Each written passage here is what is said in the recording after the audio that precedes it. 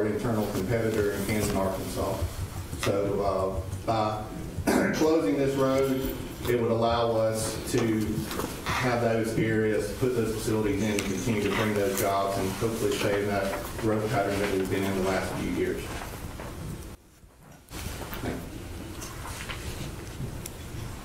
Figured he was a little more qualified to talk directly on that. What I'd like to do is address some of the opposition that I've heard that's been presented to you so far. There's only been one formal opposition that I'm aware of that I've seen, and that was submitted late on Friday by Henderson Lodge LLC and Mr. Reynolds Henderson individually, and that was presented by Mr. Vernon Wells as their attorney. The first point that they brought up in response to that opposition was something about the petition being invalid. That simply is not true. The petition is valid as County Road 7717 is a paved road. And that road being paved, the Code of Alabama only requires, since it's paved, that the landowner that is petitioning, that touches any portion of the road to be vacated, be the only one that needs to sign the petition. Since we only have one landowner that touches such road, there's a map of it over there that highlights the 2.5 mile stretch. But since they're the only petitioner and the only one that can sign the petition, they're the only ones affected. So quite simply, the petition is valid. If this were an unpaved road, Mr. Wells would be correct. This would be one where all landowners that have any property that abuts any portion of the road would have to sign the petition. However, that's not the case here. This is a paved road. Secondly, there are no issues with any utility service. Arrangements have been made with the electricity service provider in the area, pending approval of the petition, to relocate power poles and lines which provide electricity to the only 2 landowners that would be affected by this. Said relocation is going to be at the sole expense of Lockheed Martin. So again, this is a non-issue. As for the water supply, the water that runs along 7717 is already supplied by a 12-inch line that cuts across Lockheed Martin's property. And currently Lockheed Martin gives the county access to maintain that line, which exists, like I said, on Lockheed Martin's property. The vacation of this road would not change in any way Pike County Water Authority's access to maintain their line, and they would have the exact same access that they've always had. So, again, the water is a non-issue. There's been some things, I think, in the paper as well as this opposition about emergency services, mainly the Meeksville Volunteer Fire Department. Lockheed Martin is in no way stating that their concerns are not serious. In fact, they are wanting and fully expect to work out some kind of operational plan that allows them to use the road in emergency situations. They want to get with them and work this out so that they are not affected in any way whatsoever. And not only Meeksville Volunteer Fire Department, but any emergency personnel that deems it necessary to use that road, we want to invite them, and we will contact them and make sure we can accommodate them. But they're in no way are they trying to limit the use. They're not destroying the road. They're not getting rid of the road. They will allow all emergency personnel that need that road to use it in a manner that they deem necessary. And when I mean they, I mean working with Meeksville Fire Department and whoever else. So the emergency road is a non-issue in our opinion. Mr. Carson discussed the benefits. In our opinion, the negative impacts that have been raised by Mr. Reynolds, Henderson, and Henderson Lodge, and Mr. Wells are far outweighed by the potential benefits that this vacation of the road would bring to Pike County. It is undisputed. The reason for this petition is so that Lockheed Martin can expand. But with that expansion comes new jobs, good jobs, well-paid jobs, long-term jobs. Additionally, the county would not be responsible for maintaining this road. Lockheed Martin would be maintaining this 2.5 mile stretch at its sole expense. And then finally, let me address the access issue raised by Henderson. Henderson states the vacation of County Road 7717 would add approximately 2.5 miles of travel time to the entrance to the lodge property. This property is 20 acres or so, has a lodge on it, and the land is primarily used for recreational purposes. The entrance to this property lies on County Road 7718.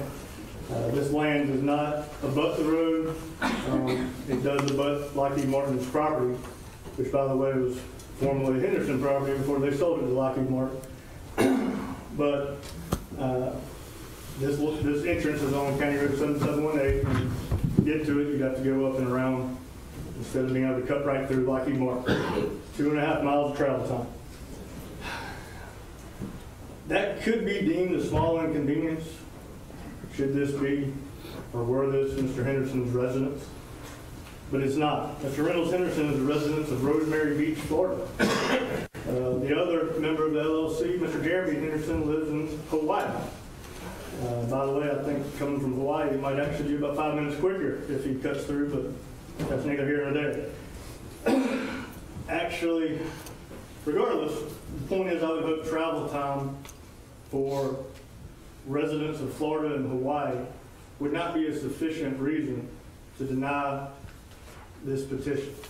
This petition is good for Pike County, and it's good for actually the citizens of Pike County.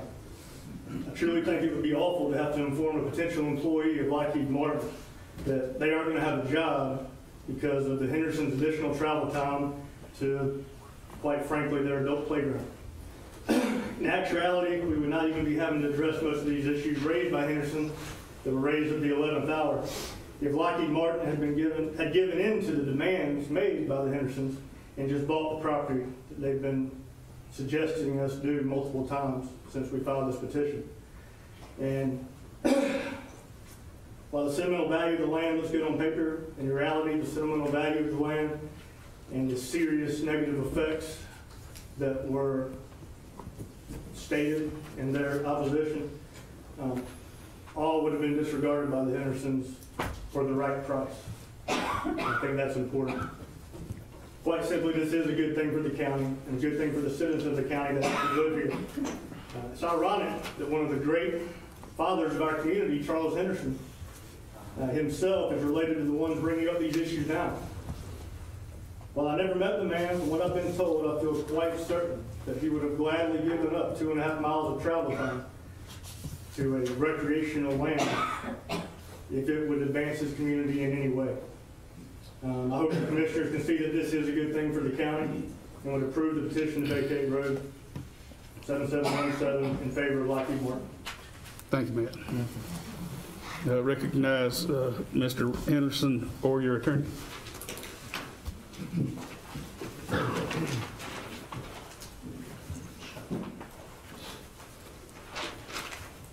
Mr. Reynolds Henderson. Please come on up. Yes, sir. Right.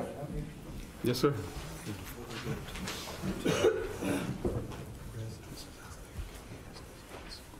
Yes, yes. I appreciate you giving us time to speak with you. In the response that was filed by Mr. Baker to our opposition, he referred to this inconvenience as simply the fact that this was the shortcut, and that he was just giving up a shortcut to the property. Well, it's not a shortcut. It's the convenient way to go. It's been the way they've been going to this property for decades, if not longer than that. And it adds 2.5 miles, not only to his access, but to the access of the fire department to the property. And I thought I would just start out saying, you gentlemen know how you get home, and you know how you get to work.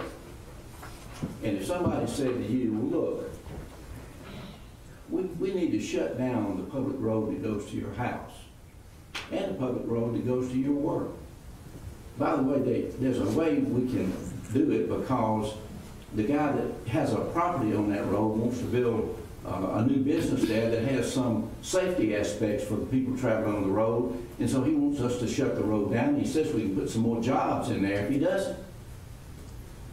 We don't know exactly what he's going to do, whether he's going to build bombs or whether he's going to make firecrackers or what, but he says he needs to get the road shut down.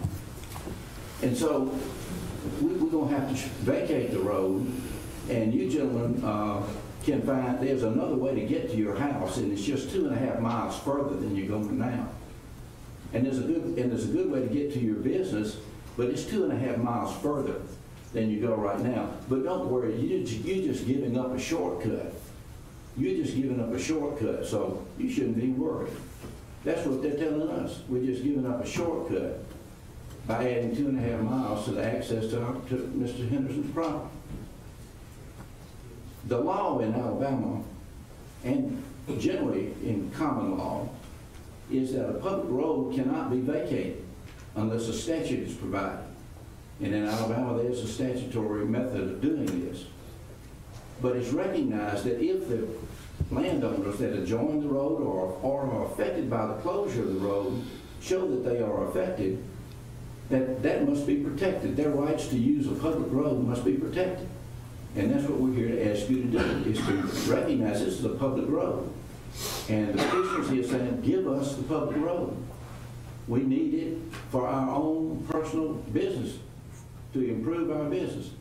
And the cases that I cited you gentlemen, show that the personal benefit of the petitioner is not a good reason to vacate public roads. It's not just that the person who wants to vacate it says it will make me make more money or make me happier or anything else or keep people out.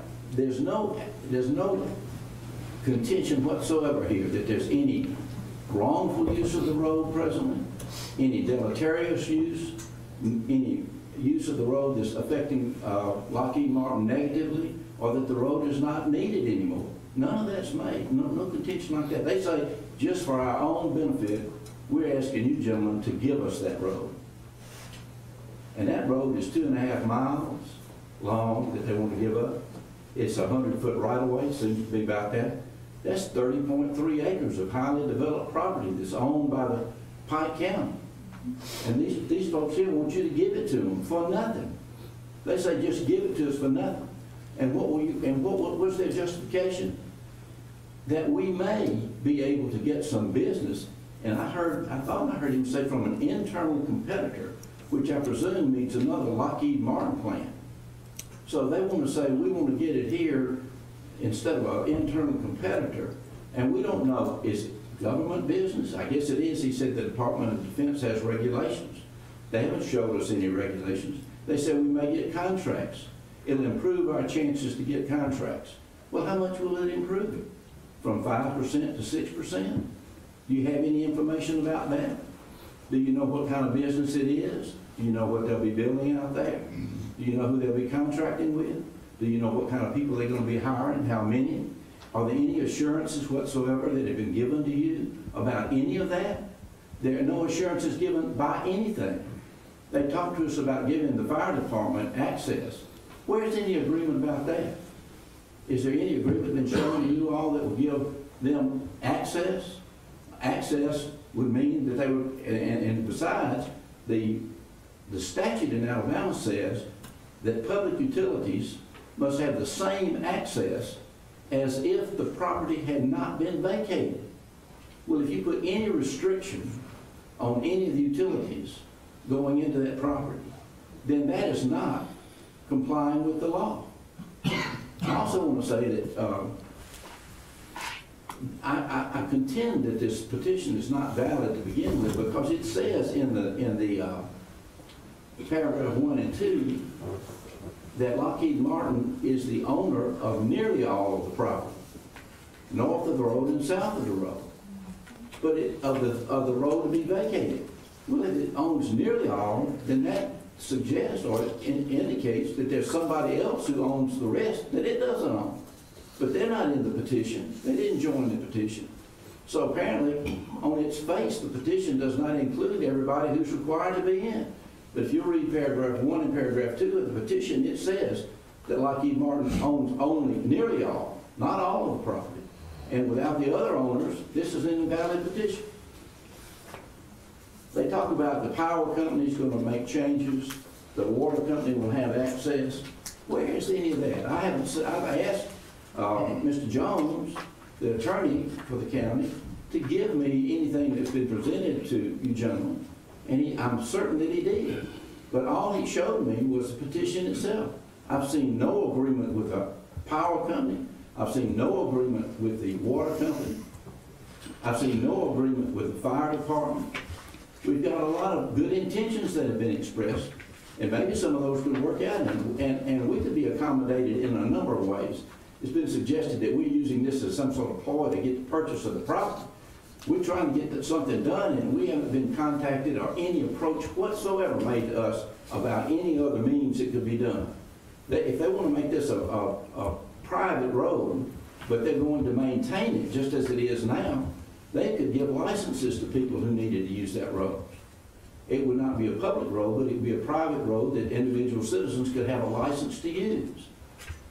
The water main that comes down 7717 has a tap on and a meter in the right of way, or it's either in the right of way of the road or on the property of Lockheed Martin. If that pipe breaks or if there's damage to it, which has happened on several occasions, there's no way for the Hendersons to get out to the meter to turn the water off so that it doesn't keep pumping water through there. If they get this road vacated, there will be no way for them to handle that except to try to go through. They can't cut the whole, I don't know what they'll do. They'll have to get somebody from Lockheed Martin, I guess, if they're kind enough to come by and turn the water off out in their right of way. But they haven't made any effort to try to take that into consideration. The fire department indicated that it would be another several minutes. I think they estimated 10 minutes or more to get to this property and other properties, the properties on Needmore Road. People who live there or have hunting lodges there or residences there, it would be an unacceptable increase in the amount of time it takes for the fire department to reach them. But they made there's no showing whatsoever about what they're going to do about that. They say they'll let them use the road. Well, how are they going to get into a private road? They're going to have to put barriers on each end of the road. If it's a fire at night, what are they going to do about that? They're going to have to get somebody out from the county, from the plant to let them onto the road, and somebody at the other end of the road to let them out of the road so they can go on Needmore Road and service houses there, or to come around and service the lodge. There's no explanation of any of that. And they say, I didn't know this what was going to happen. I suspected. They say they're going to leave the road open. And they got to leave the road open. It'll be just like it is now, except they'll be maintaining it. But they have a road right now that comes in. They call it, I think, the contractor's road or the construction road. This is the road that's being sought to be vacated. This is a road from the plant, which comes down and goes in right there. So all their contractors will be coming in there and out of there, even if the road is vacated. They said they're going to let the fire department come in and out, even if it's vacated. In other words, they're going to continue to use the road. They'll be using the road. Anybody who they say can use the road, but the public can't use the road. They'll take the public's right away. And what do we get for it? They haven't told you anything about who they're going to get contracts with, how much it's going to be in business, when you can expect it, how many people they're going to employ, what jobs they're going to be in, whether they'll come from down here or not. We don't know any of that. What if none of that occurs? What if you vacate the road, but none of that occurs? What's going to happen then? You will have given them the property, 30 acres of your property, highly developed, for nothing. There are no assurances of any of this. Not a single thing that can be done by you if they back out of this and don't do anything. I'm sure they've got good intentions. But if they're increasing the prospects of business is 5% to 10%, that's not enough for you to give up this public property and deprive people who live over there of access to their property through this road. I mean, that road was built at the county's expense or the state's expense, and I don't have the numbers, but I'm sure it was hundreds of thousands of dollars that was put into that road. And I'm sure there's some maintenance. I'm not aware of any maintenance that has to be done on the road. I mean, I'm sure there must be some minor maintenance from time to time. But is that enough for you to give them 30 acres of your property on a road that people use every day, that they're going to continue to use on promises that don't have any substance whatsoever? They don't have any, and you have no recourse if they do not do a single thing that they say they're planning to do. And I'm not saying that they're misrepresenting that they're plans, but if it doesn't come through, they don't get any business. If their internal competitor gets the business or someone else gets it, you've given up this road for nothing.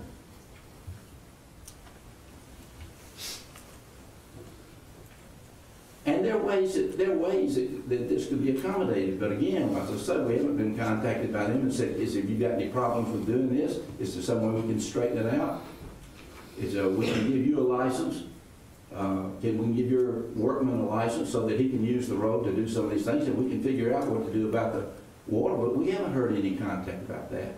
If that would have been offered, then certainly our reservations about this could be overlooked.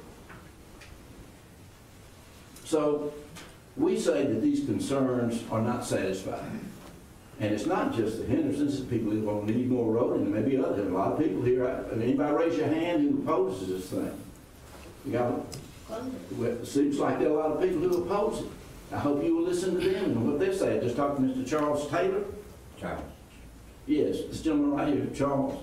He says he goes to the cemetery where his parents are buried, and it's 6 miles to get there from. He lives right on the road, on the upper end of the road. The cutoff is going to be right past his house. How long does it take you to get to the cemetery the other way? 18 miles. 18 miles. But, that's just a shortcut. You're just giving up a shortcut, Charles, if that's what they do here. So this is a public road, and they're asking you to give it up for nothing but good intentions. I heard about buying a pig and poke. They want you to buy a chicken and a poke. If the county wants to avoid litigation, it should take this matter into consideration and see if all these concerns that we've voiced can be satisfied, if the questions can be answered. If they can't be, then you should deny this. I would say you have to deny it anyway, but I don't know if you can give good answers to satisfy the concerns. Mr. Chairman. Okay, before we ask any of you guys, I want to offer comments or questions from the commission.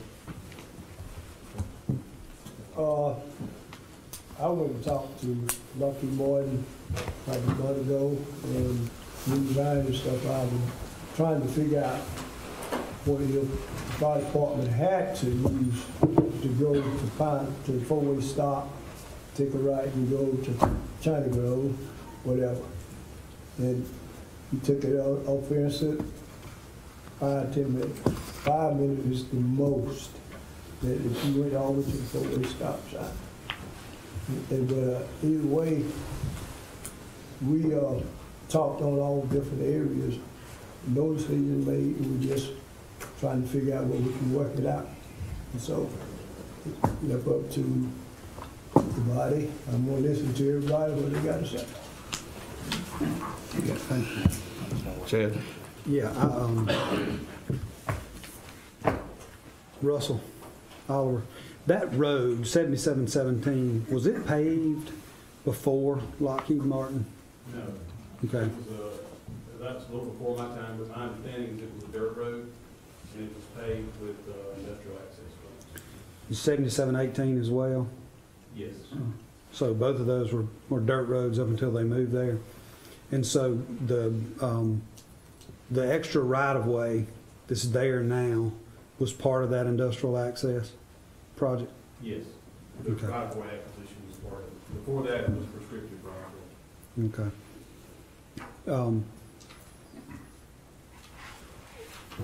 Matt, you talked about, I'm sorry, Adam, you talked about growth and that paved road kind of being in the way.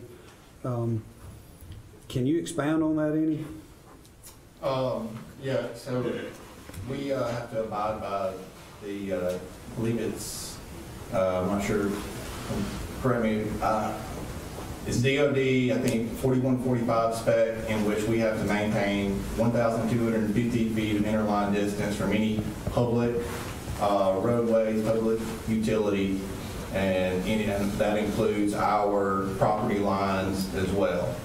So if you look at the map there, you can see we've got a couple of main transmission lines that run through our property. We have a county road around the east side as well. So a lot of those things restrict our abilities to build facilities that we need to continue to expand. We are in the process of building 2 facilities right now, which take up 2 of those areas in which we can do that. So we've grown, I believe when I came to the site about 2012, we had 298 people. We're up to about 460 now. We plan to be up close to 500 towards the end of the year. And the next couple of years, we have some continued growth as well.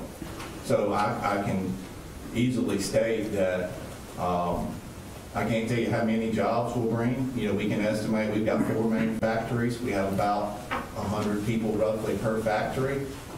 So if we put 2 facilities, you could say 200 jobs. You put 1, you could say 100.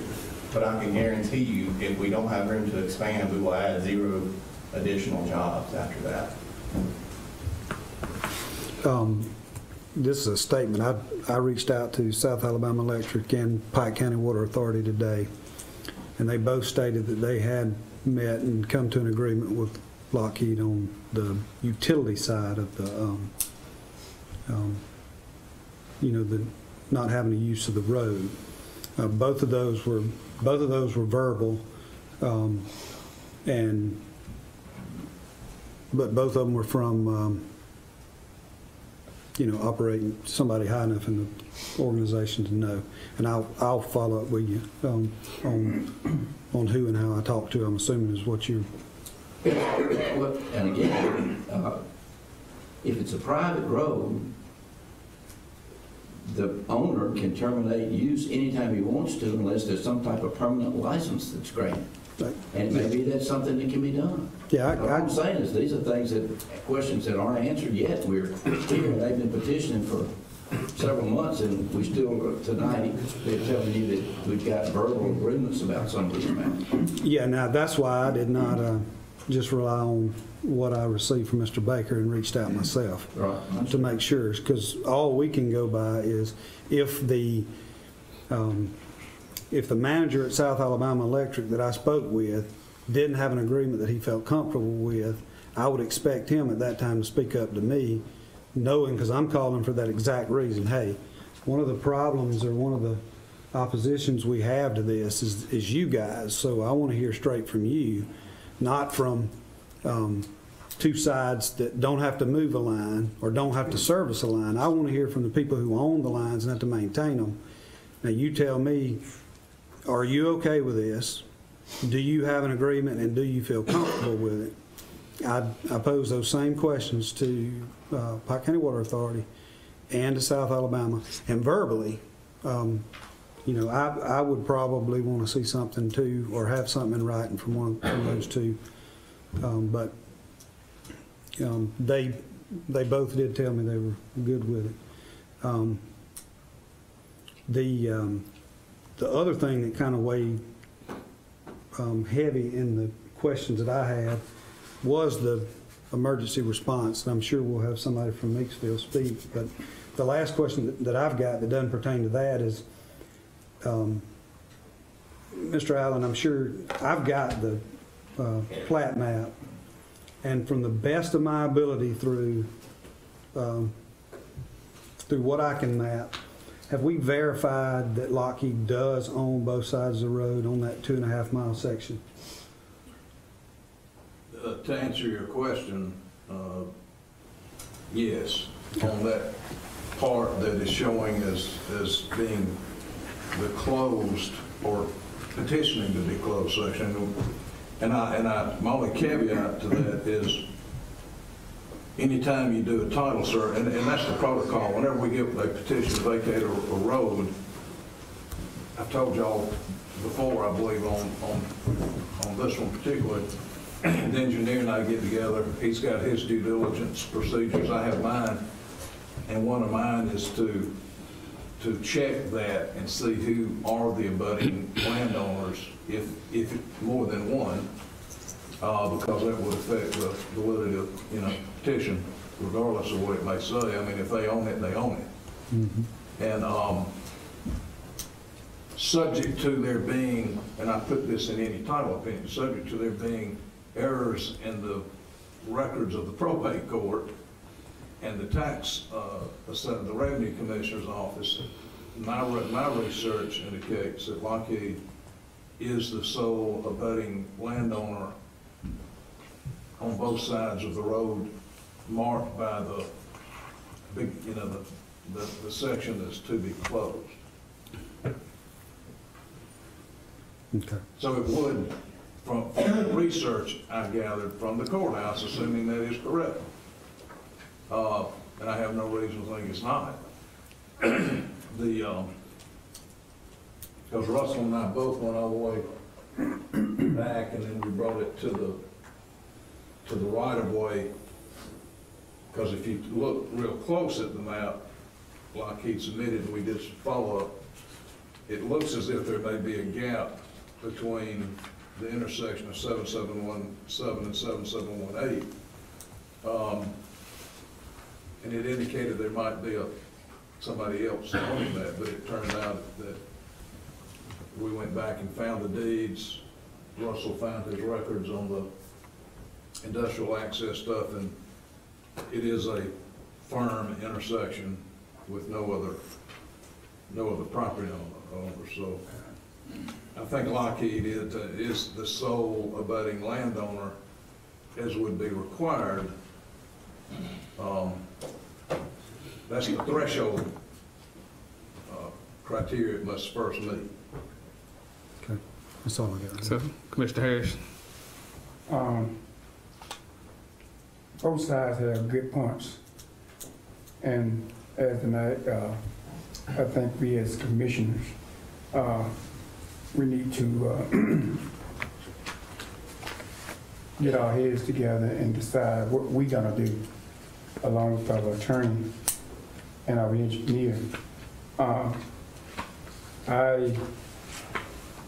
In the last 4 years, I drove school bus in that area, on that same road. And it was a cut through for me. I chose it on my own and got permission to go through there. But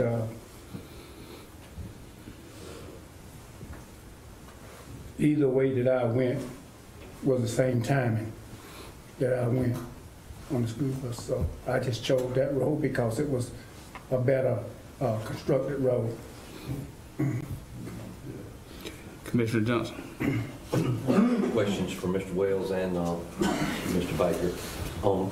Mr. Wells, you made a comment, I wasn't able to write it all down quick enough, about something along the lines of there was an issue with restrictions being placed on the utilities in place. Would you expand upon why you said that? Yes. What did you read that made you feel like there were restrictions being put in place on the utilities?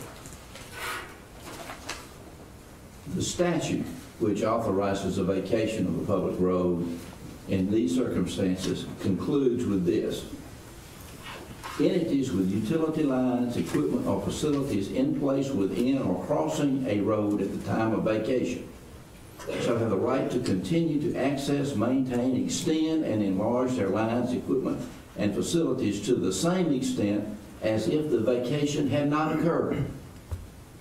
They've got to have exactly the same rights to go in and all this as if the vacation had not occurred. The entities may continue to move across and along a vacated road to reach their lines, equipment, and facilities for the above purposes and to the same extent as if the vacation had not occurred. What that says is there cannot be any limitation on the right of utilities to have the same access. They can't shut it down and have the same access. They're going to have a key and a lock, or somebody's going to have to let them in at night, or somebody's going to have a combination to get in, or they're going to have a permit, a badge or something. It's not going to be the same as if the road had not been vacated. Now, this is a statute that was passed and added to the code in 2014. I can't find a case that's interpreted.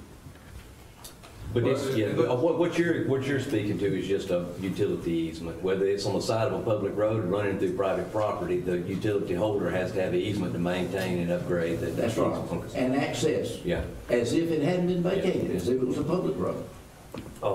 And Matt, if you forgive me, I want to ask Adam possibly, or one of the people from on site that have a little more site knowledge. Sure. Do y'all have, not on the right-of-way of the county roads that go around the property, but running through your property, do you have any public utilities that dissect through your property that you have utility easements that y'all have to let fiber optic, water, power, sewer, I mean, anything, do y'all have agreements like that in place today? There is a 12-inch main line that connects from County Road 37, come in the main gate there that runs all the way down through our property, and then comes out and connects to an 8-inch line on County Road 717.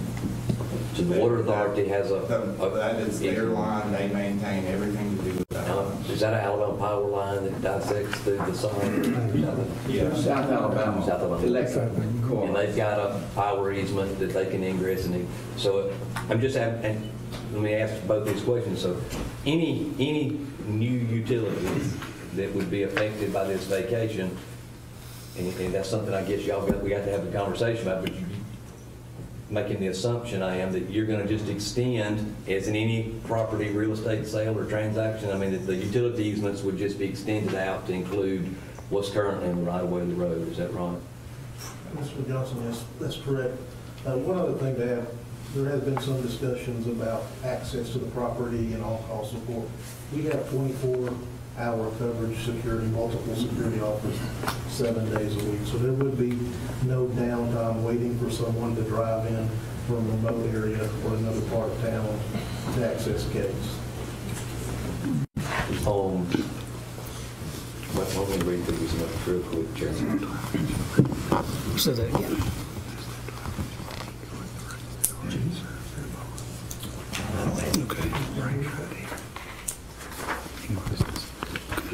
The water meter that, Mr. Wells, that you mentioned, you're saying that the water meter to their property is on 7717? It's either on the edge of the current right-of-way, or it's on the property of Lockheed Martin. I think it's right in the edge of the right-of-way. And if that pipe between the meter and the lodge breaks, as it has a couple of times in the past, they can't get out and turn the meter off because it'll be in the property that's being vacated. In other words, they won't have any right to go out there and no means to get to it. So their private water line runs down 7718 and then up 7717? Is that what you're saying? No, it runs from a tap on 7717 into their property. No, not into our property. It's still not in our property. It runs across. It goes through the construction entrance, which Lockheed Martin's construction entrance, which is on 7717, comes down towards the creek, goes right past the creek, but it's way before you get to 7718, so it's within 7717. So it's like there's a big gap between where the meter is and where the intersection is over where Peter Copeland's property is. So. Has it been that's been the path of y'all's line since? 20+ years ago, whenever it was installed. I don't even know when it was installed. My dad was living out there at the time, and we've been using it. It goes from there, it goes up through some easements and into our property. And anytime there's a leak within our property in that meter, you have to cut off the meter at 7717. And without access to 7717, we would have no way to turn off that. I can say Repair the line, because there's always breaks in the line. Yeah, we because fix it. Trucks coming through, stuff would if I could show, if that problem could be solved, if the water main was brought down to the intersection and came up 7718 to their driveway, and there would be a meter there, then that problem would be gone. But it's not that way, it goes across, and so that's the problem. And that's something that issue could be worked out. Could that issue have been handled 20-plus years ago when the property was sold too? I mean, you know, you're talking historically. I don't know why they put the meter there, but I know I tried in the past year to get the meter moved to where, before the vacation even came about, I tried to get the water authority to put the meter in front of our property because it makes way more sense and it's a shorter distance for the line. But they said they could not do it. So maybe it was funding issues, and maybe that's something y'all can discuss. This was The last, I was looking at these notes, Mr. Allen, what, do you have any in your notes, the dates that we made everybody aware of that we've been sent the petition? You know, so you made some statements, Mr. Wells, that, you know, we weren't here tonight to make a decision, but the reason all the owners up and down the road were made notice, and I want Alan to pull the date, but I know it's at least been several months, if not longer, so that we could have a dialogue about all of these concerns. And, you know, some of the things that you brought up with the water line and all, and that's why we let everybody know months ago about this, so they'd have time to have a dialogue about all this. So they, you know, feel like you were saying some of this tonight, like we were going to make this decision tonight, and we've had months, you know, that's when we've notified y'all so far ahead of time. Well, the first notice of publication in the Messenger was November 30, and it had to run once a week for 4 weeks, which it did. The letters that are required by statute that go to all utilities were mailed out also on the 30th, even by certified mail. But as far as the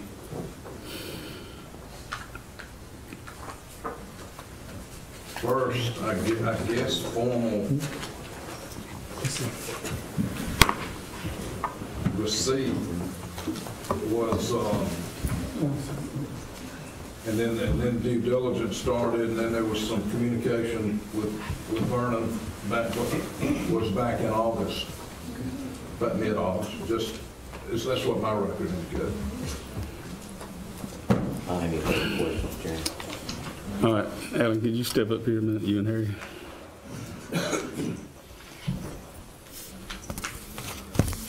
We're out of time. We got to have a meeting too, so how do we handle that with all these people here that want to say, you know, I know we should only let one or two, but how do we handle that? Do we start our meeting and then let them talk? Or?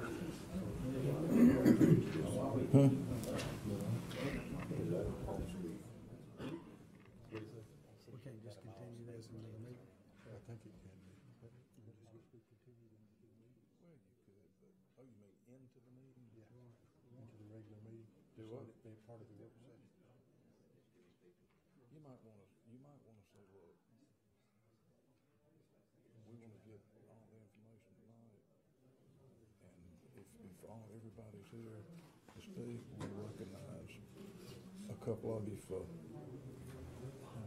3 minutes each, 5 minutes. We'll go ahead and do that now. And I go ahead and do it. I mean, okay. The public hearing was announced, and it ends whenever we decided it. Yeah, I want them to have an opportunity. However we do it. So You don't want to interfere with the public. Right. You have 20 people that out here want to speak. The only thing I don't do is say, we can't, we don't do that. Or either we'll all have to come back into it. I don't think anybody wants to do that. yeah, okay. Okay, folks, what I'd like to have is one person from the volunteer fire department. Lewis, I would ask you to stand up and say something, and then I would allow another citizen. You'd have about 3 or 4 minutes apiece. 3 or 4 minutes ain't good. Short and sweet. The easiest way I can ask y'all not to close this road. You've been the gentleman speaking for the Lockheed Martin. Yes, sir. Okay, I'm sorry, I don't remember your name. Matt Baker. Mr. Baker, I'm Louis Davis, Assistant Chief, and Beechwood Volunteer Fire Department. Nice to meet you. Okay. I'm at the intersection of County Road 7717, 7714. Okay? You're at the intersection 7717 and 7718. This is 17. Shortest route me to you. I'm asking you to hold your breath until I can touch you. Okay? That's all I want you to do. I get the call, 7717. You cannot breathe. Okay? Now, I get the same call, 7717 is closed. Hold your breath.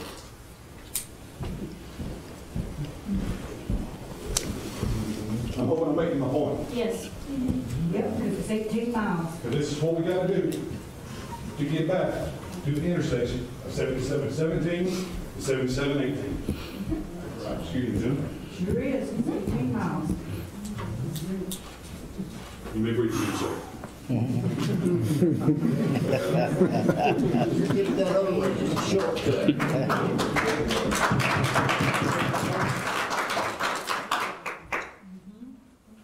It may not be but 3, 4, 5 miles, which don't mean nothing if you don't leave me. That means everything you do. Yes, yes, sir. I've been there.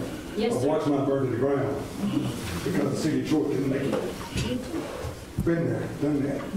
You're 9-year-olds. I understand it. Please, please, don't close this road Yes, we are. for another 9-year-old child. You have to remember what I remember.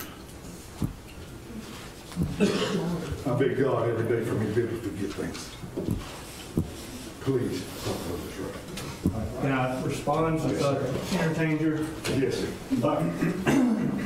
We understand that, and I tried to make that clear. Under no circumstances would Lockheed Martin try to prevent you from doing your job and prevent you from trying to Is take there going to be a gate up at all? They are going to work with you and try to make it however it is. If you put a gate up on that road at all, we have to stop. Get your man to come to the gate. Y'all, please, please, we have to stop. Get your man. Not if that gate is open before you get there. Right. Correct. Okay, see, that's all I'm asking is that you work with them. They're going to work with you. They're not going to make you go 18 miles around. Okay? Tonight was the first thing we've heard about anybody trying to work with us. Okay, well, in response to that, I asked Mr. Wells twice in writing and once face-to-face, back since October, please submit anything that you would like to propose and I will present it to Lockheed Martin. I got nothing, nothing. So would we like to sit down and talk? Yes, absolutely. We would be happy to do that, and your access will be granted. I mean, I feel comfortable, everybody here from Lockheed Martin saying that. And first thing we heard about it was in the paper. And the first time I heard anything about it, I live in the area. Yes, sir. I drive a gas truck. I was coming down the road one day and I see a sign. That's right. I stopped. What's going on? I called the phone number on the sign. They're trying to shut the road. I made my mind then I was going to be at this meeting tonight. I understand. And your access will not be interrupted. We'll have to see about that. I mean, that's the best I can do. Are you willing to talk with us? That doesn't make it work. And as long as our crew's willing to talk and your crew's willing to talk, we're willing to talk. I found out about it this morning. I called my security team. So we will find a solution to this. Again, this is 8 hours old for me. I did read at 8 o'clock this morning, newspaper, it hits home with me too. So again, we're willing to work with you. Again, our plan is, if you need through that, we will have someone there with the gate open before you get there. Can you guarantee me 100% of the time that man's going to be there? I can guarantee you somebody will be there 24 hours a day. 100% of the time, without fail. I got DOD guidelines that say I've got to have people there. Yes, there's no days off. We can get one leave. You good, Lewis? Thank you. Thank you, Lewis. Keith, you got about 3 or 4 minutes, buddy. I'm sorry we don't have much time. But you made a good point, Chief. I see you, man. But I want to remind you, about 2 years ago, I was reading in the paper when you guys said you couldn't get the call because you didn't have the equipment and the county didn't have the money to pay for it. Nobody petitioned or asked. Lockheed Martin stepped up, and we did as good citizens. Said, we want you to have that equipment. We'll buy it and get it to you because we realize the roads are damaged. We gotta get the roads fixed and that. We've been good corporate citizens for a lot of years and plan to stay that way. I've been here for 25 years since we've opened up that area. As a matter of fact, when we first moved in here, we even give you a fire truck to go in to be there. So I think we have a long relationship of working with you and keeping our commitments to you. All we ask is you have a concern, bring it to us, and we certainly, you know, we got many employees out through there. Also, I understand there's a lot of issue where people are a little distressed about, you know, closing that road, and I understand that. But I can tell you, I've lived here for 25 years, and there's not a week gone by where there's not been a citizen of this county or this city that hasn't asked me, how do I get my son, my daughter? I would certainly love for them not to move to Atlanta or Birmingham or out of state. We have, what we build here, we built for the United States government and our defense, and we take that with a lot of pride. That's our number one thing. Other than that, we go through this. The safety and the commitment to our community has always been top notch, and we have worked to do that. And I can tell you, 25 years worth of history says that. If that isn't a strong enough guarantee for you, I don't know what would be. You're on my 3 minutes now. Hang on. 3 minutes. Thank you, Vic. Thank you. And Judge and Matt, y'all are great neighbors. I live in downtown Orion. Thank you for being there. Mr. Harris, you put the words in my mouth when you said the reason you use that road because it's smoother, it's greater, it's an easier way to get somewhere. Well, the road coming to the plant ain't so smooth no more from 231, is it? It's kind of rough, big old potholes in it. And then when you get past that and go to China Grove, that big old sign is something that says rough road, 3.5 miles. You know, Pike County is broke. They don't have any money. Anytime you come to this meeting, they don't have any money, right? Well, why don't you pay them for this road? Or pave that road from 231 to China Grove. You are good corporate citizens. Stand up and go to bat. Make that road smooth so those BMWs and Mercedes and big old SUVs don't get out of line because they're not that hill anymore.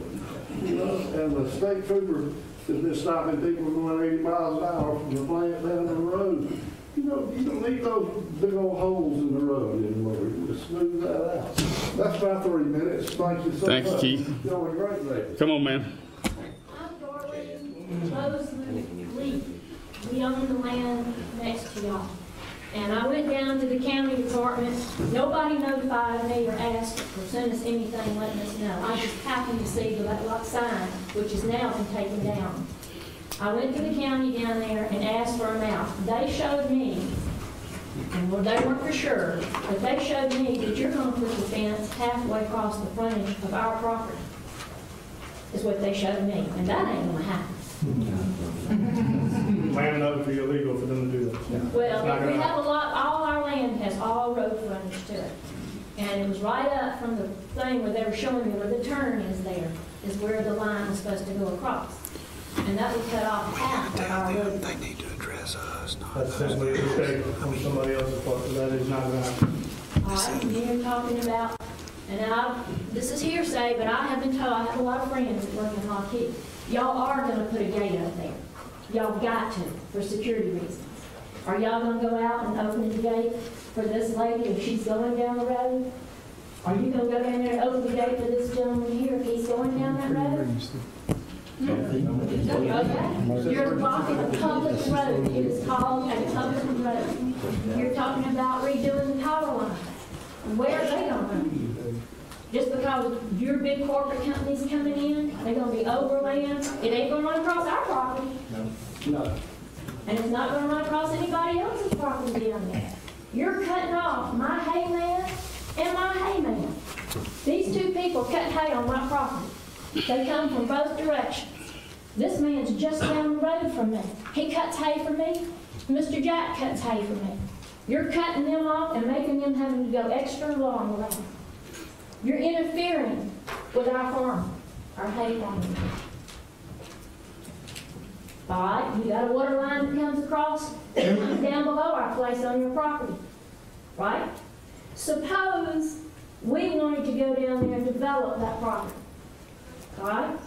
Suppose the requirement was that we had to have a bigger water main to come in to feed that housing project. We can't do it because y'all done blocked it off of the road coming across the property down there to where the county or whoever's gonna be doing it can't come in because y'all don't want it being done on the property there. Y'all might be restricting me from building a housing project down there if that's what I wanted to do. You're limiting us to what we can do with our property. You're putting a gate right there. All right? Do you think we want to sit there and look at all y'all's traffic back up out of from our place there? While y'all do your little bomb checking thing and everything? All right? Where is the line going to be for the safety thing? How far are you going to come over there to my property for the safety line? Just what is it you're building over there? How many feet is it actually going to come to really justify having to go across the road and close the road? How many feet do you have to have safety-wise around that perimeter from my property line? We can't be within 1,250 feet of our property line. Okay, so on that side of the road over there, how much land do you own? I can't honestly tell you the distance. Do you But I know own that- 10 acres? Do you own 5 acres? I don't know. All right, we're not going to Okay. get into Yeah. So are a you, deposition here. okay, you know what, that's the reason I'm asking this, because it may not have anything to really do with the safety perimeter, and an excuse to take it over, as in the fact that you may not even really be building anything to suggest having that much safety perimeter to have to go all the way across the road and close it.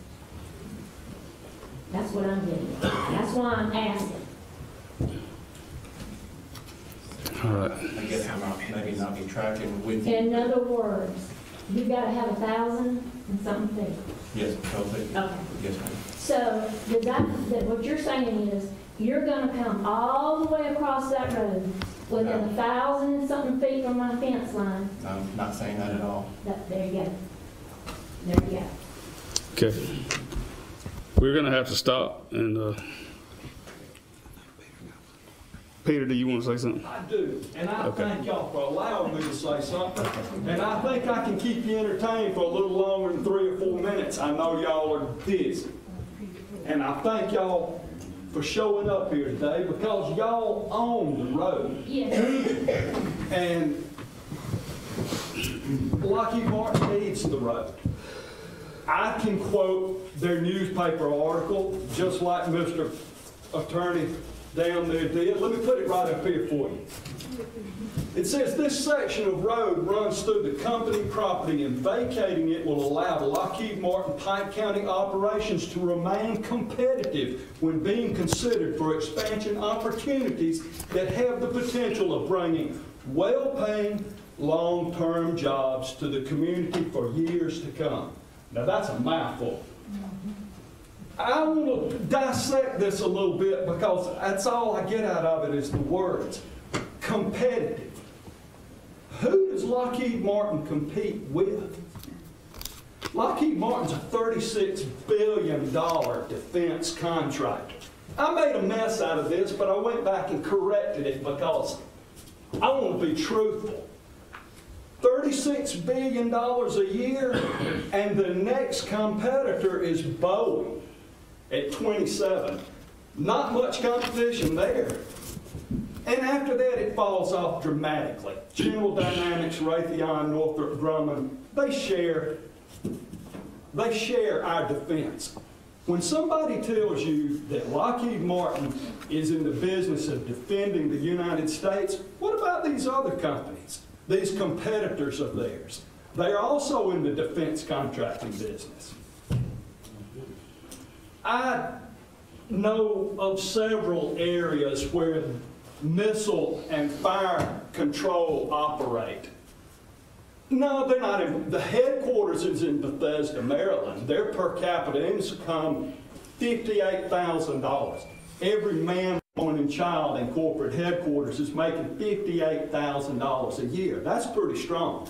maybe y'all will all be able to retire from those jobs. Here we are, second from the bottom. There's Troy, Alabama down there. We're earning about $15,000 a year for every man, woman, and child.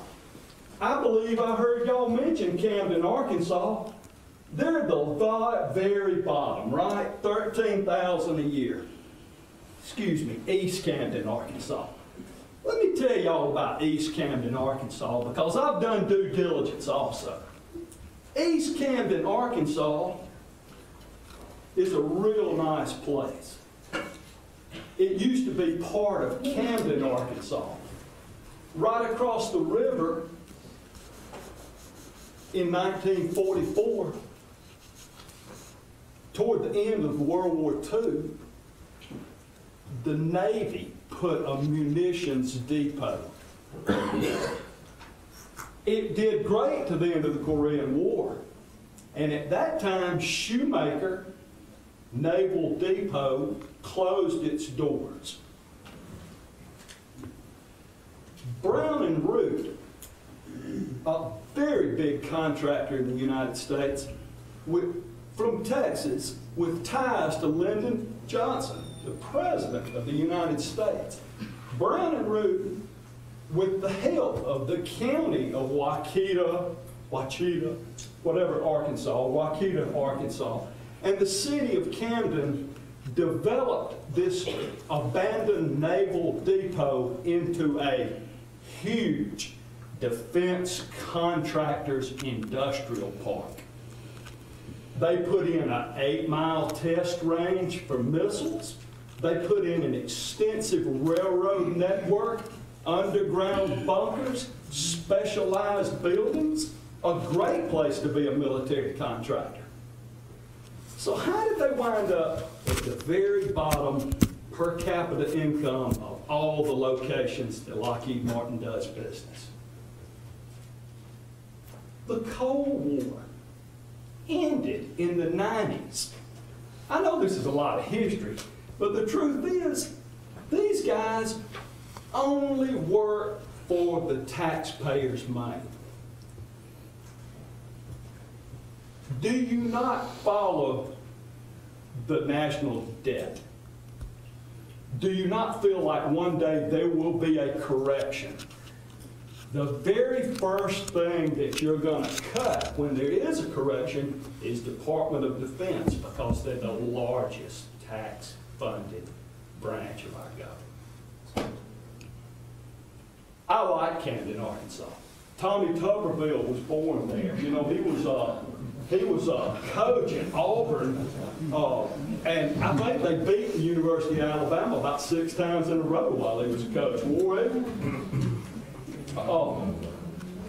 I feel good for Camden because although the defense contractors let them down, small business stepped up. Small business. Small business, Homer.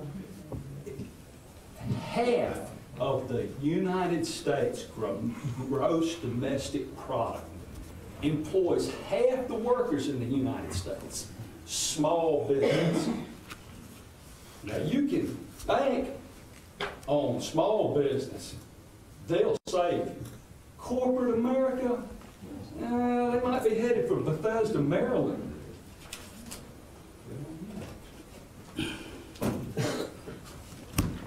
Thanks, Peter. Okay, guys, the public hearing is now over. We'll take about a 5-minute recess and convene it up for our regular meeting.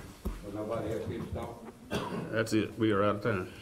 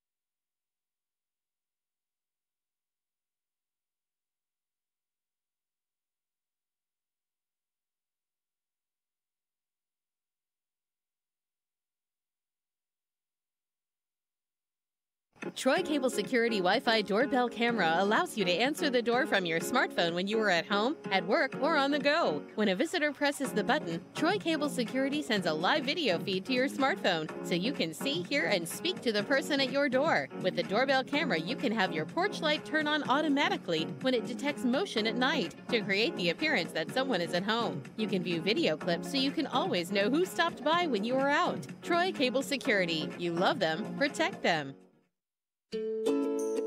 There are many different offices in city government, and each one has a phone. Keeping track of all those numbers is a huge challenge. The good news is you don't have to. There is one simple 3-digit phone number for city information and services. It's 311. Good morning, City of Troy 311. May I help you? Call 311 for questions about your recycling, garbage pickup, to report a stray dog in the neighborhood, if there's a pothole that needs filling, to report power outages, limbs on the street, and much more. City of Troy, 311. 911 is always the number to call in case of an emergency, like a fire, a crime in progress, or a medical emergency. 911 is for emergencies. 311 is for everything else. You can download the City of Troy's 311 app from the App Store or Play Store. Remember, for city information and services, call 311. For more information, check out the City of Troy's website at troyal.gov. Troy Cable is the leader in smart home security, giving you solutions to monitor, protect, and automate your home. Troy Cable Security keeps your property safe with 24/7 professional monitoring and emergency response. Control thermostats and lighting remotely, which allow options for saving energy and money. Control access to your home remotely with integrated controls for door locks. You can even add our smart home cameras, which allow you to see what you care about instantly. Troy Cable Security. You love them, protect them. Come visit Troy Nissan. With a new modern look and the same great staff, we are dedicated to providing you with an excellent customer experience. Shop us online at www.troynissaninc.com. Free oil changes for life on all new vehicles. Thanks for being part of our family. Troy Nissan. The First National Bank is a true community bank. That's why we created and introduced our Spirit Checking account. Spirit Checking offers you checks and debit cards that display the logo of your favorite school. Every time you make a purchase with your Spirit debit card, the First National Bank will donate 1 cent to your school. Talk Spirit Checking with us today in Troy or Brundage. It's just another way we're making your banking better. Member FDIC, Equal Housing Lender. At the Piggly Wiggly, we proudly support our local farmers and bring you the best they have to offer, all at cost plus 10%. When you shop local, you reinvest in your community. Remember, buy local, shop local. Piggly Wiggly, local since forever. Troy Cable Security Wi-Fi doorbell camera allows you to answer the door from your smartphone when you are at home, at work, or on the go. When a visitor presses the button, Troy Cable Security sends a live video feed to your smartphone so you can see, hear, and speak to the person at your door. With the doorbell camera, you can have your porch light turn on automatically when it detects motion at night to create the appearance that someone is at home. You can view video clips so you can always know who stopped by when you are out. Troy Cable Security. You love them, protect them. There are many different offices in city government, and each one has a phone. Keeping track of all those numbers is a huge challenge. The good news is you don't have to. There is one simple 3-digit phone number for city information and services. It's 311. Good morning, City of Troy 311. May I help you? Call 311 for questions about your recycling, garbage pickup, to report a stray dog in the neighborhood, if there's a pothole that needs filling, to report power outages, limbs on the street, and much more. City of Troy, 311. 911 is always the number to call in case of an emergency, like a fire, a crime in progress, or a medical emergency. 911 is for emergencies. 311 is for everything else. You can download the City of Troy's 311 app from the App Store or Play Store. Remember, for city information and services, call 311. For more information, check out the City of Troy's website at troyal.gov. Troy Cable is the leader in smart home security, giving you solutions to monitor, protect, and automate your home. Troy Cable Security keeps your property safe with 24/7 professional monitoring and emergency response. Control thermostats and lighting remotely, which allow options for saving energy and money. Control access to your home remotely with integrated controls for door locks. You can even add our smart home cameras, which allow you to see what you care about instantly. Troy Cable Security. You love them, protect them. Come visit Troy Nissan. With a new modern look and the same great staff, we are dedicated to providing you with an excellent customer experience. Shop us online at www.troynissaninc.com. Free oil changes for life on all new vehicles. Thanks for being part of our family. Troy Nissan. The First National Bank is a true community bank. That's why we created and introduced our Spirit checking account. Spirit Checking offers you checks and debit cards that display the logo of your favorite school. Every time you make a purchase with your Spirit debit card, the First National Bank will donate 1 cent to your school. Talk Spirit Checking with us today in Troy or Brundage. It's just another way we're making your banking better. Member FDIC, Equal Housing Lender. At the Piggly Wiggly, we proudly support our local farmers and bring you the best they have to offer, all at cost plus 10%. When you shop local, you reinvest in your community. Remember, buy local, shop local. Piggly Wiggly, local since forever. Troy Cable Security Wi-Fi doorbell camera allows you to answer the door from your smartphone when you are at home, at work, or on the go. When a visitor presses the button, Troy Cable Security sends a live video feed to your smartphone so you can see, hear, and speak to the person at your door. With the doorbell camera, you can have your porch light turn on automatically when it detects motion at night to create the appearance that someone is at home.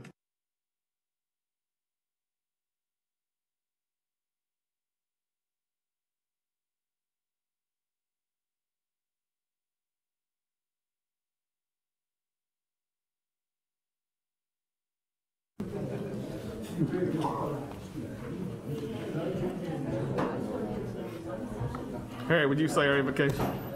Will you pray with me? Almighty God, our most gracious and loving Heavenly Father, we thank you for the blessings you so richly given to us. We thank you now for this opportunity to gather together to address the business of the people of Pike County. We ask that you bless the commission as it does so. We ask that you give us all good health that we might continue to do as we have done before. We ask you to be with us always. In Christ's name we pray. Amen. Amen. I pledge allegiance to the flag of the United States of America and to the republic for which it stands, one nation under God, indivisible, with liberty and justice for all.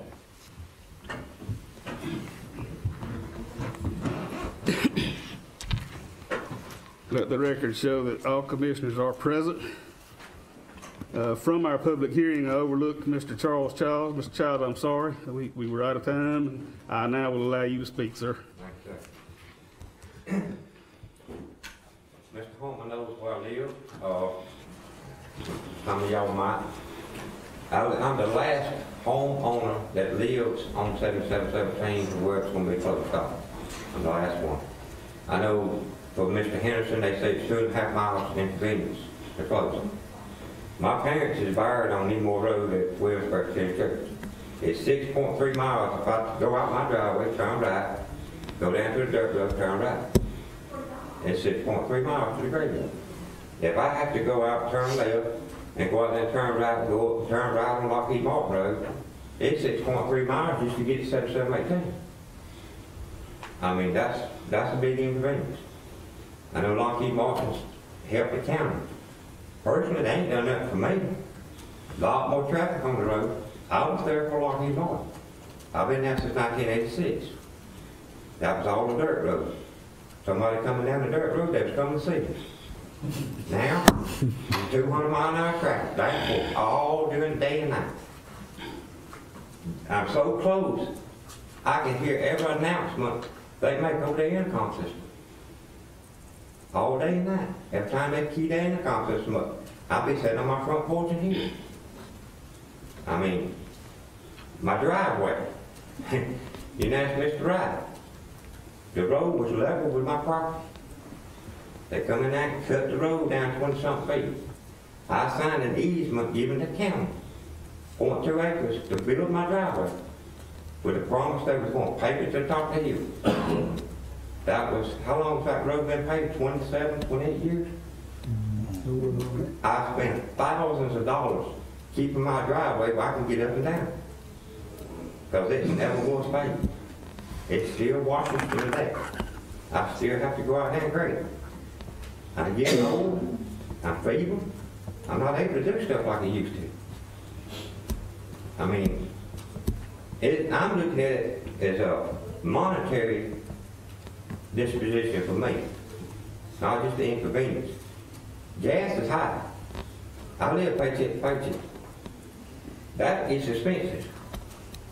From 6 miles to 18, I'm going 13 miles further just to go visit my parents' grave.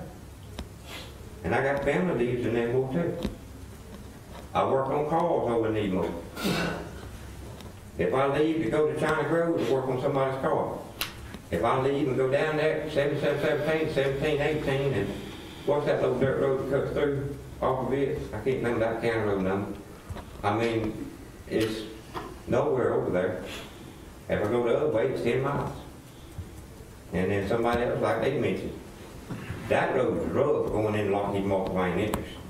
There's 717 pretty smooth. They gonna pay for get my tires replaced when they bust and front end relined?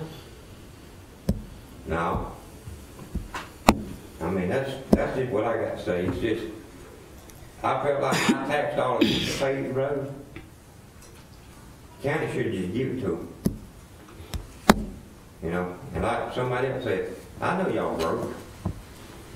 That's why I ain't even kept pushing the county road department to come out there and with road grader to grade my road. They ain't gonna need a road grader being up. That's the way we live.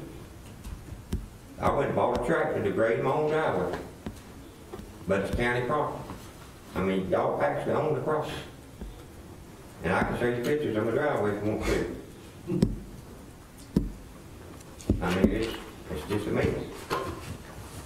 And me as a taxpayer, I've been paying taxes in Pike County, Lord, since, I don't know, I can tell you how old I am if I keep talking, but long time.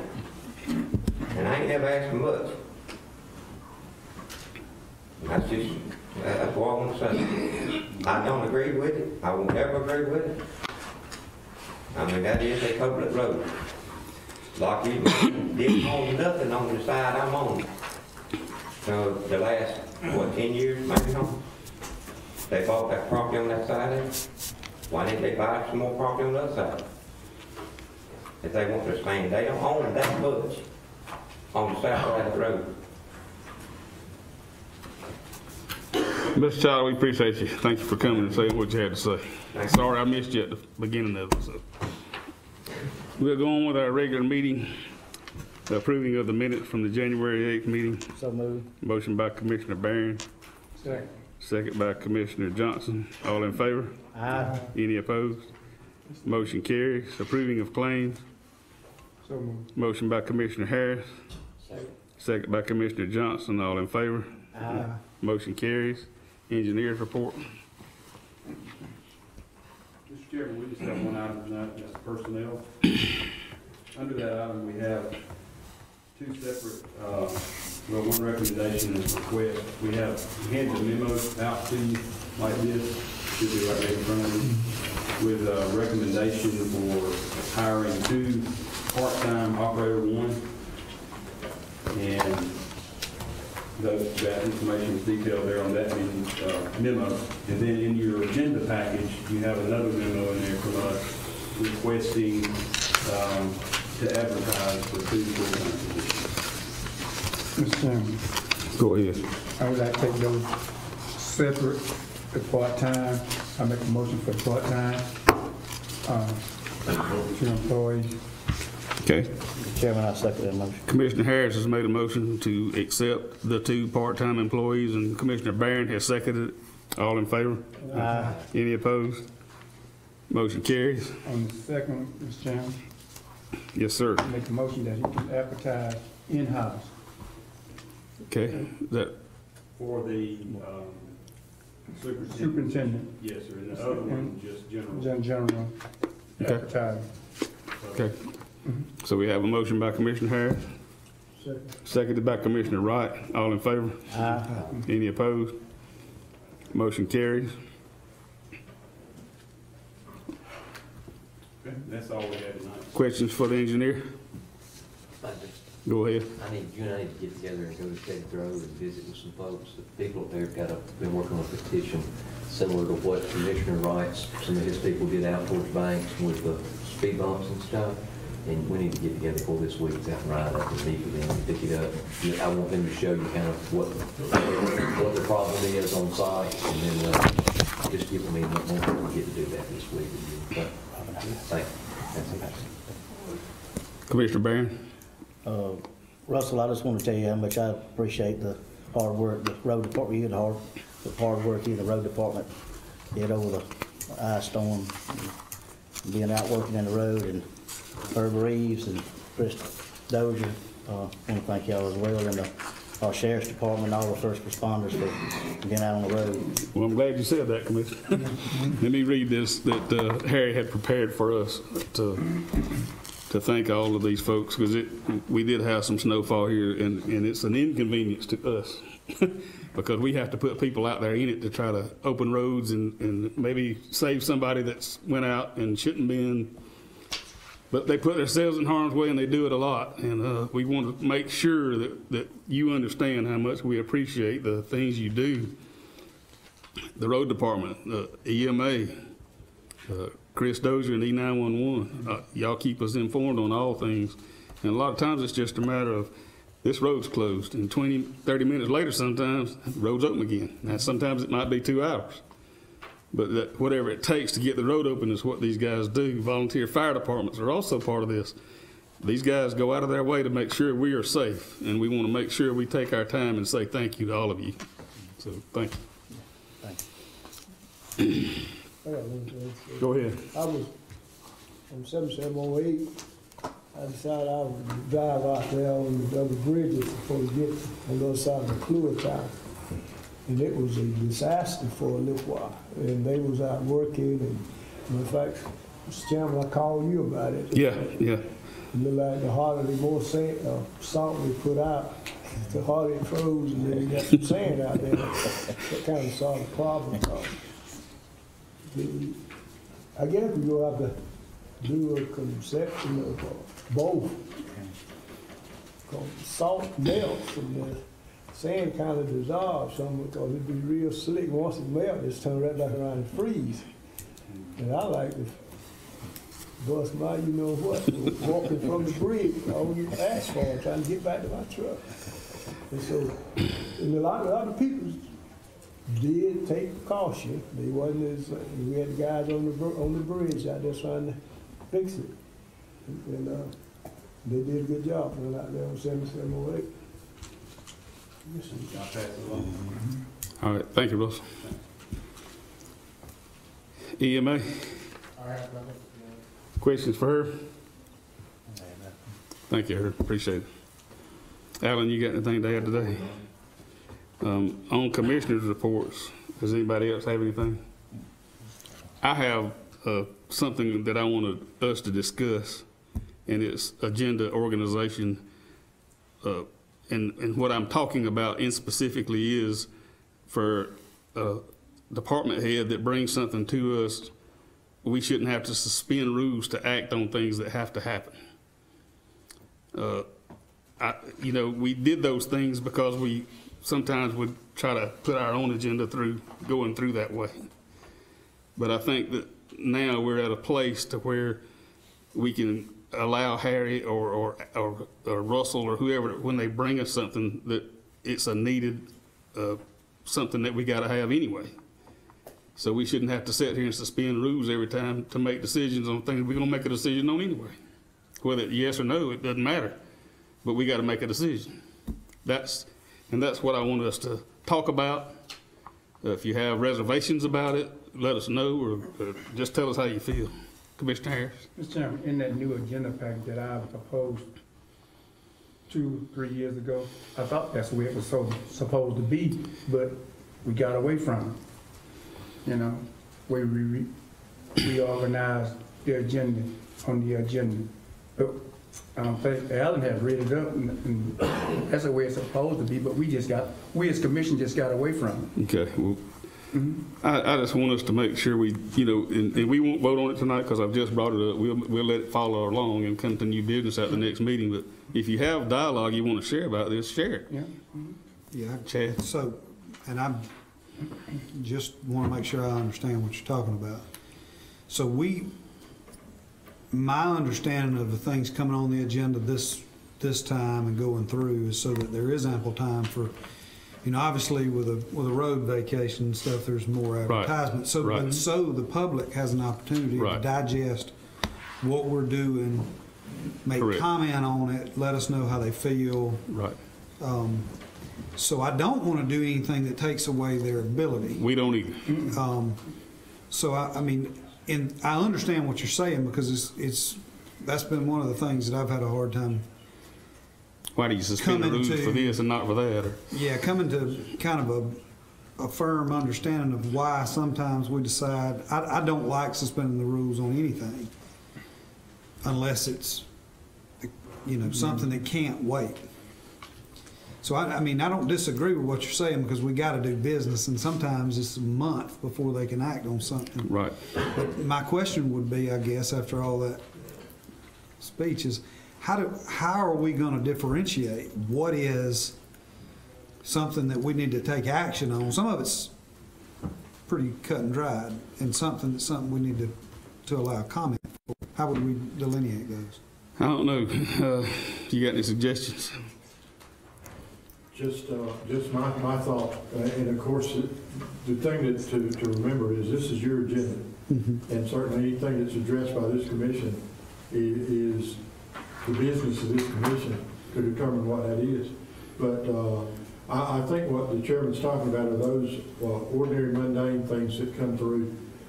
Sometimes at the last minute we receive something from a different department that's asking for us to act on something that's non-controversial or something like that. And I think as it comes up, I can't give you a specific example necessarily, but I think you gentlemen will know when those cases are. And even if it doesn't require a suspension of the rules, you do not, I mean, it's always up to y'all to make your mind up if you want to address it or not.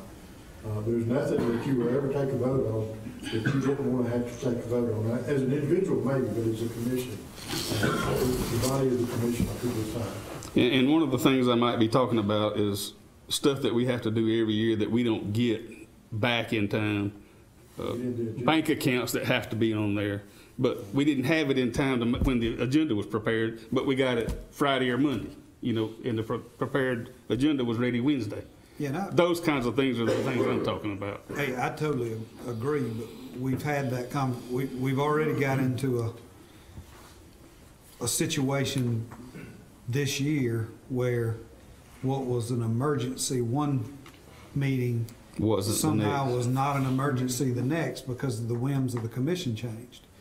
And I mean, we've worked together great, and communication's been great. Now, you just always got to be careful making decisions and rules based off of the people that sit next to you today, because you know how that goes. I wouldn't necessarily be against it with some language that says what's what. We definitely don't want to even give the assumption that we're taking the public's right to comment away. That's my biggest thing. Yes. Whether you agree with them or not. This is their meeting and their money. Exactly. So that's my 2 cents on it. Sure. Commissioner my understanding was talking about something that the engineer Harry brought. That's what I'm talking about. But in the open meeting law, it gives the chairman the authority to do all of that, you know, in the open meeting law. Well, I don't want to push anything on a commissioner either. That's what I'm saying. It's up to, but we addressed that a long time when we changed the agenda, and it gave them. That's the reason they bring it like that. But like I said, we the only one start saying, let's do it like this. You know, it's already there. You know, we just need to go back to it. All right. Commissioner Johnson. If you don't mind, kind of wrap it up. Let Harry and myself, because we did do a whole. I remember, yeah. Addressed an agenda, everything from a tie vote, what do you do, to how many times, that's why that little number's out there on the current business. Right. How many times it can stay, and other things. I don't recall specifically the suspension of road thing, other than that's just normal Robert's Rules of Order, which does still apply in spite of the Open Meetings Act. You still have those underlying rules. But if I remember right, what we were seeking to do was something that I call ministerial. I mean, you got it's not a major issue that comes in. You could address if it's coming through the department head, which would be obviously that is. But what we didn't want to have happen, not because it was by design, but just because it ended up being used, not intentionally, but it ended up having the effect of, if a commissioner called up Harry and said, put so-and-so under, I've got something I want to talk about, and put it under administrator's report, then you could jump straight to voting on it at the next meeting, which was not the design or the intent, because nobody wanted there to be something that you didn't get a chance to lay over it and think about, or the public know about. Now, if it was an urgent matter, you always have the rights to suspend the rules. I mean, you're not giving that up. But that's what I'm just saying, that's what I recall is we really, and we won't get into the long debate here, and I look at it, if I remember, we were kind of making sure, and Harry, correct me if I'm just dreaming this, but we were trying to keep Harry from getting caught in the middle of something coming under his report when it really should have been under new business. Or commissioner reports, which we used to didn't have commissioner reports. We do now. We restructured the agenda for that purpose. And so let us look at it and see, and then if we need to, if everybody's fine with something that like you're talking about, this after the fact, that's again, you could suspend the rules. I mean, anytime, but I mean, it's clearly a valid point to where you don't necessarily have to have that process unless it's something that warrants that process. Right. Does that sound about what that's you what remember that's what yeah. we're trying to do? Yes. Yeah. Well, I look at it, we get an agenda on Wednesday, and then she sent out an email. We already done looked at the agenda, and so we already know what, unless something comes between the agenda and the, like Thursday, Friday after the agenda is put out, then we can look like might have to suspend the rule. But as long as that, we already know what's going to be on it. That's right. And that way, we got a question, sometimes you can ask it on the phone, everybody see what was on there, and so it would cut out some time. It would. Okay, we can move on from that unless anybody's got anything else. Okay, thank you. Administrative report. We'll report. We'll get back in. Okay. To you at the next meeting. Yeah. Mr. Chairman, there's only one item on administrators. There's no item on the administrative report this evening. I don't have anything new for you. The items that we have in the current business, the item number one is the petition that's been discussed in the public hearing. We'll ask to continue to carry that one forward. Mr. Chairman, Go ahead. I would like to move that forward so we get a chance to get some more investigation. Yes, sir. Go ahead, Harry. All right, Mr. Chairman, item number two is the standards for the use of the lodging tax fund. Go ahead, Russell. Just, and I'll just kind of, I know we got busy with several other things since this last meeting, but yeah. You know, the more we look at this, I'm not making a motion. I'm kind of making a proposal to y'all. Okay, so don't think I'm jumping the gun, but that we would combine the road and bridge account and the rainy day fund, which are the accounts that collect the lodging tax proceeds, into just a rainy day fund for emergency expenditures as deemed necessary by the county commission and passed by a majority vote of the commission, and that we keep a $400,000 balance in that account for emergencies, in the county, and then thus allowing us to use the overages for projects that we vote on, that the engineer brings, and we vote towards backing with that extra money each year. I know we've talked about it a couple of different ways, but I think that was the gist of it. Yes. Pretty much. Question? Well, I don't like to see it combined with road and bridge. Its money is there. What I'm saying, what if the air conditioning unit blew up at the courthouse? So we can still go back and use that money for the same thing. We don't want to earmark it just road and bridge. No. Whatever.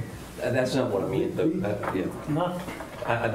I was saying today, when the income comes in today, it's split.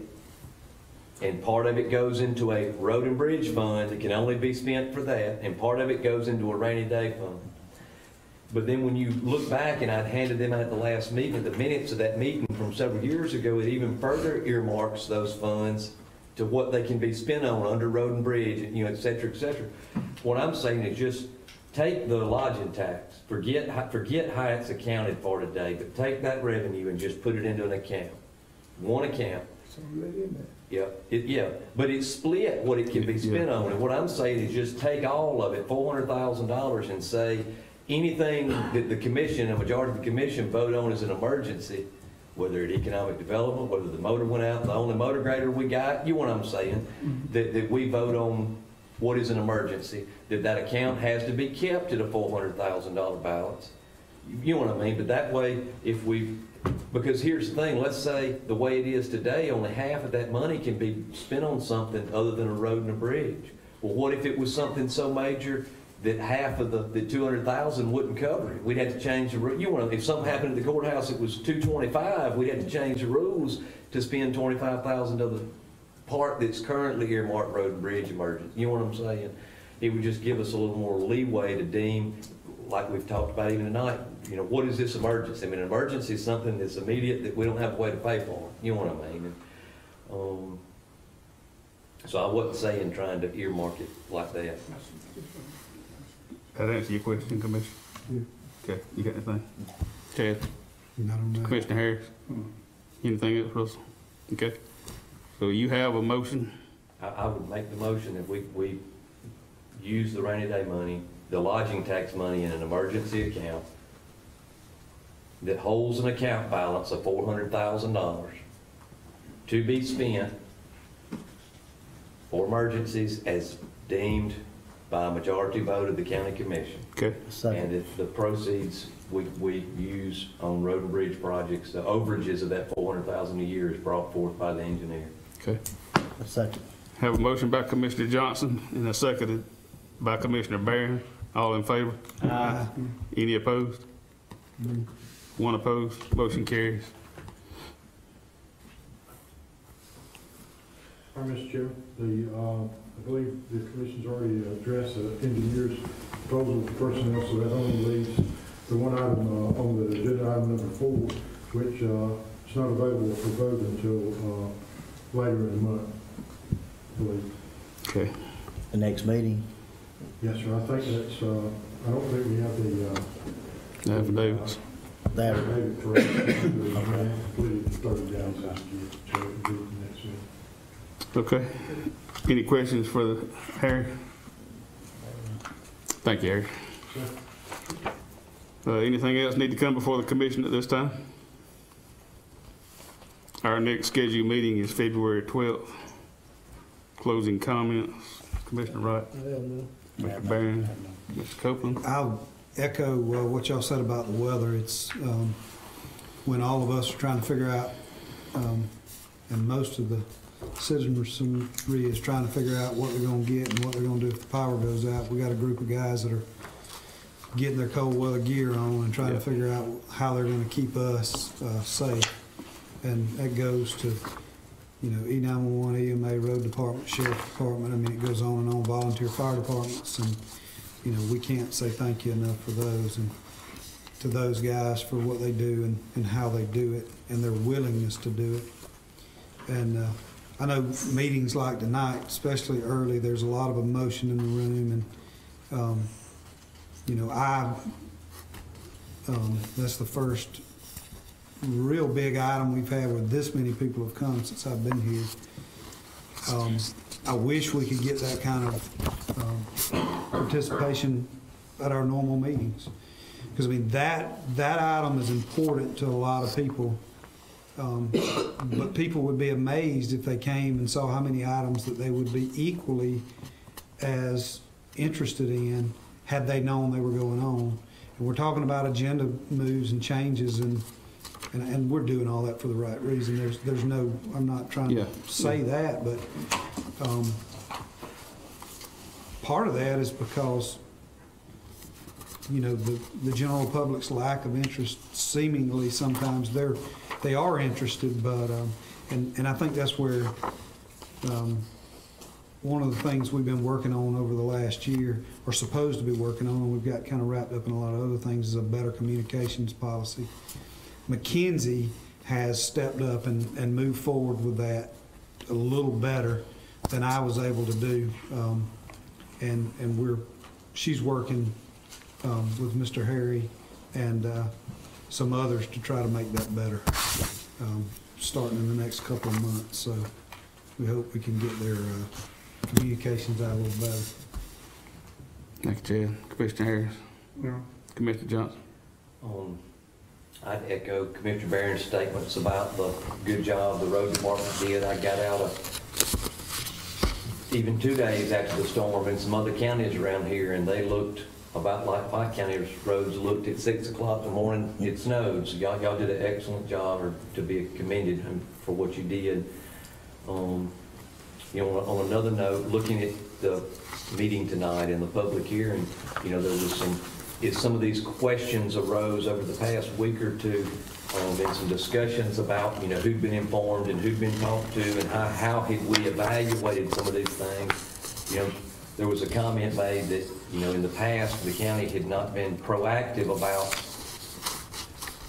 bringing in others' opinions prior to the public hearing. And the public hearing was kind of the time to bring all the opinions and thought processes in and air them out. And, you know, after seeing tonight and seeing what's going on this past week, you know, I'd like us, and there's not a way to make a motion about this, but is things like this come up, you know, we've had, when did you say was the first time you sent out something with the Hendersons? In August? Was it August? Yes. We've had since August that we could have worked with Meadsville or Haynes or the adjoining, you know what I mean? So that when we sat down tonight, instead of having a, well, what if and a how are we going to do, we'd have sat down tonight and said, here's how we're going to deal with the problem. And it doesn't have to be with the road closure. It can be with any issue that comes up in the county. And I think us looking at this, you know, there's some ways that we could be proactive in dealing with some issues so that they don't become issues. It's just a problem solver. Other than that, I enjoy working with y'all. Mr. Chairman, may I address y'all? Absolutely, Mr. Jack. I got to introduce myself to one of y'all. I've never met him. I'm Jack Davis. Charlie Harris. From Orion, Alabama. Mr. Jack, would you stand over there, please, sir, at the microphone? I will. Oh, you want to record? Yes, sir. That's fine. I'll open up a book then. Yes, sir. I didn't address y'all in the meeting. There were some questions I had and never got answered. Okay. By the gentleman in the yellow tie. I don't remember his name. Okay. How many acres is south of 7717 that Lockheed supposedly owned?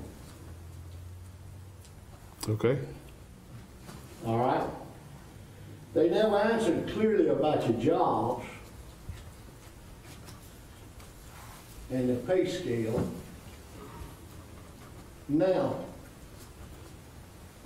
south of that 7718, what percentage of Lockheed's property is that?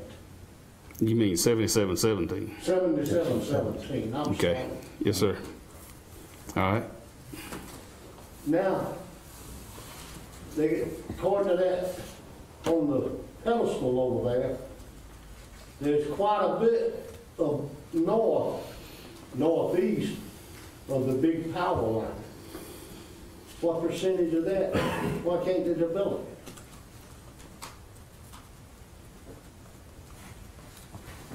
And living there for 50 years on County Road 37, now it's 7707. That's how long I've been there. And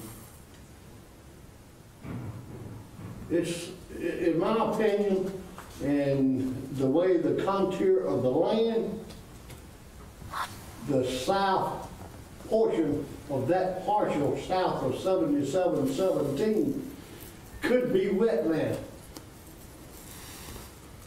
undeveloped for the habitat.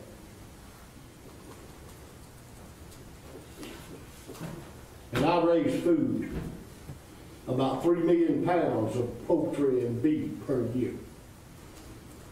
It's eaten all over the United States and shipped in a lot of foreign countries. It's to feed folks. What are they manufacturing? Stuff to kill people with, destroy stuff. Thank you. I'm Jack Davis from O'Brien, Alabama. Thank you, Mr. Jack. Thank you, Commissioner. Yes, sir. Thank you. Nothing else come before the commission at this time. We will entertain a motion to adjourn. So maybe. One question before you adjourn. Okay. What's the timeline on this? There really isn't a timeline. So, you are going to make a decision in the We're- next meeting or two, or? I would guess we will address this at our next meeting, 2 weeks. We could vote on it. We could have voted on it tonight, but we tabled it. We could vote on it next week. I think we've got some due diligence to do. We do. Let me address that, Please do. Mr. Chairman, if you don't mind. And for the paper as well and the media, because the best way to get that word out is through the paper, radio, mouth-to-mouth discussion, people informing each other in the community, like Mr. Jack, you, everybody else. I'm just going to say it may be next week.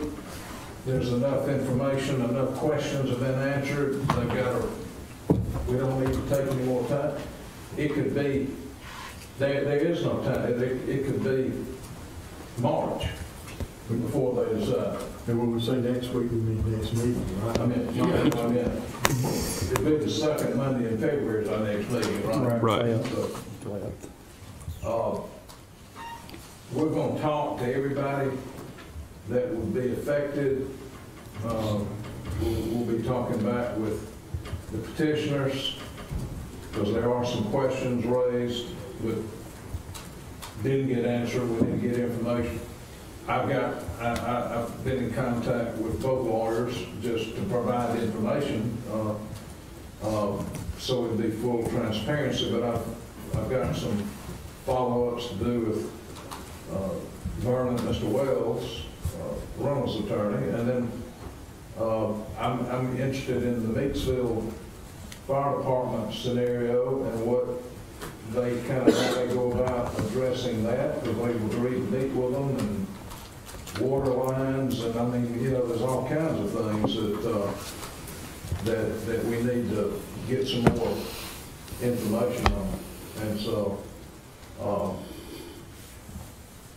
This isn't the old dead-end road that runs up into like Mr. Jack's farm. It used to go all the way through and now it stops, or the rollings, Have we ever closed that's easy. major road like this before? Yes.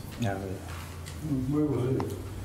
Well, we closed some thoroughfares that were dirt roads that everybody, maybe a paper, everybody on the whole thing said, let's close it because it's just garbage and it's not serving any, maybe a new road's been cut in. But as far as a paved road, since I can't think of one to answer your question, no. But it applies, the basic same principle applies to a public road, whether it's paved or unpaved. The question is pretty much what you heard tonight, is whether the code section is satisfied first, and then